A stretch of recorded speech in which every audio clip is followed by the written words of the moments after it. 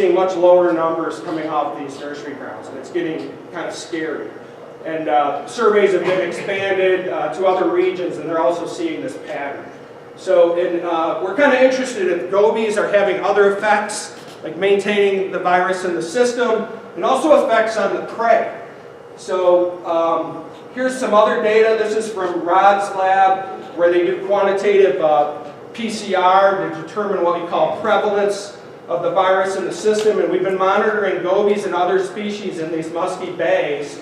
And what we see is some dynamics with the levels of virus that's in the system, but we see these really high bars of round goby VHSV prevalence. So there's probably, or potentially, some interaction between round goby and the spread of this virus and the maintenance of this virus. Its function as a viral reservoir. So if you think about epidemiology and the disease triangle, the relationship between the host and the environment and the pathogen, round goby makes a lot of sense to be a real competent reservoir for the virus. It's stressed, which can cause viral outbreaks because it's spawning continually.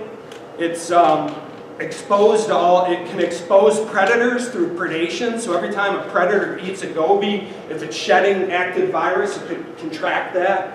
So there's a big risk associated with transmission. So you can think those vectors could be really strong.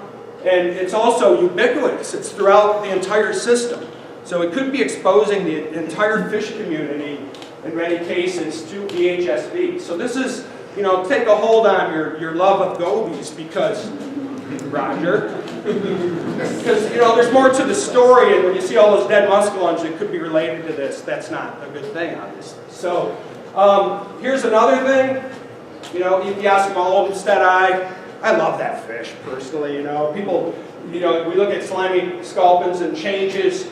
This is our darter catch. Looks like a lot of other people's data. We used to catch a lot of darters. And look how that correlates with the rise of goby in our nearshore areas. So darters are becoming rare.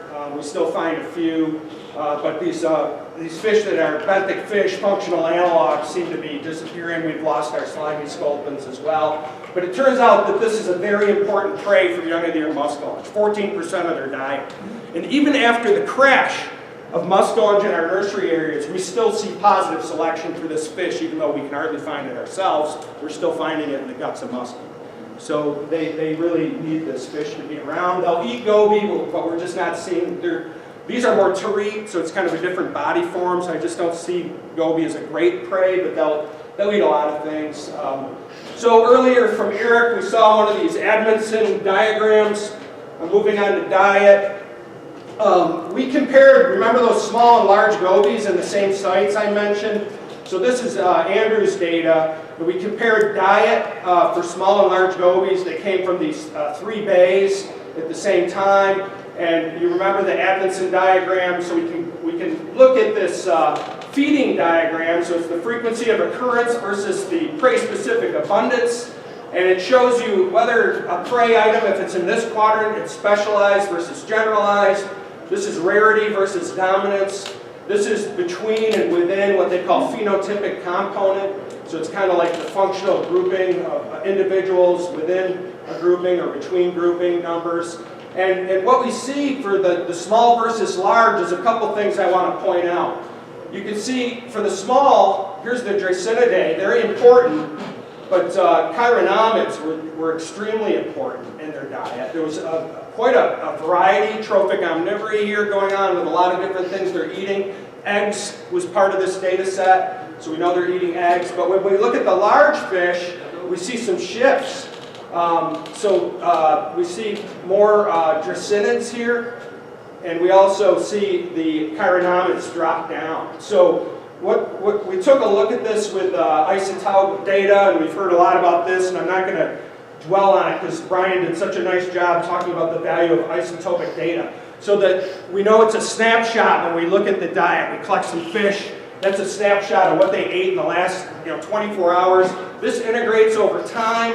So it gives you a picture of a longer time period. We heard from Eric, the fin versus the blood is like a turnover thing, and you really need the We do have the prey isotopic signatures, so we can relate this to prey, which I'm not showing now because of time constraints. But what we do see is that these two groups between small and large gobies in the same embayment separate.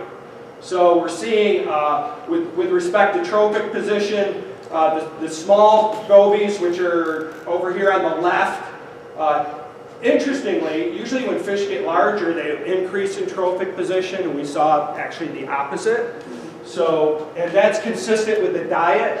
The larger gobies tended to eat more dreissenids. It shows even better with carbon, which is indicative of source. This is more indicative of trophic position. But sourcing shows quite a range here for the small, and then look at the large. They're really specializing on dreissenids, and that's what was driving down their delta 13 carbon signature. So in the same site, and we're learning more and more about the dynamics of these gobies, and it may be linked to movements. So when I say this is integrative, we don't know about movements. So these fish could be going deeper. They could be shallow at specific times of year. So when you're integrating, you're also integrating movement, which is an important point. So burning thoughts and questions. There's a lot of uncertainty still. So this is, like we said, to the funding agencies, we need to continue looking at this, about effects on native fish populations. There's trade-offs for growth and condition versus these mortality effects associated with predation. There's a round goby influence on the food web, but it also may help perpetuate VHSB. So there's a caveat here that's very important. If you're a native functional analog to a goby, you're probably losing. There's probably other species beyond slimy sculpin and darters that have significant effects that need to be considered. One question I have here is the round goby population regulated by predators? We talked about how they might regulate dreissenids, but in terms of management options, is this the new alewife? Now we manage alewife to sustain fisheries. We're actually protecting alewife at this point to maintain our fisheries. Gobies are also an important prey item, and the only way you can manage an invasive species that's this abundant and this well suited to our system is probably through predation demand. So the kind of catch-22 is if we're depressing recruitment, at the same time we're trying to manage higher predator biomass to regulate the species, those two things aren't congruent. So are we going to be able to have our cake and eat it too, where we can still have natural recruitment and also have high predator biomass without stocking interference like we do in the Great Lakes system with the cold water fishery? So that's pretty much it for today. I just want to acknowledge all the groups and people that make our research possible. There's so many, the students and staff that do a lot of this research, DEC, through our Environmental Protection Fund grant, the FEMREF, our work with all our partners, many of which are here today. I appreciate your time and would be happy to take any questions. Thank you.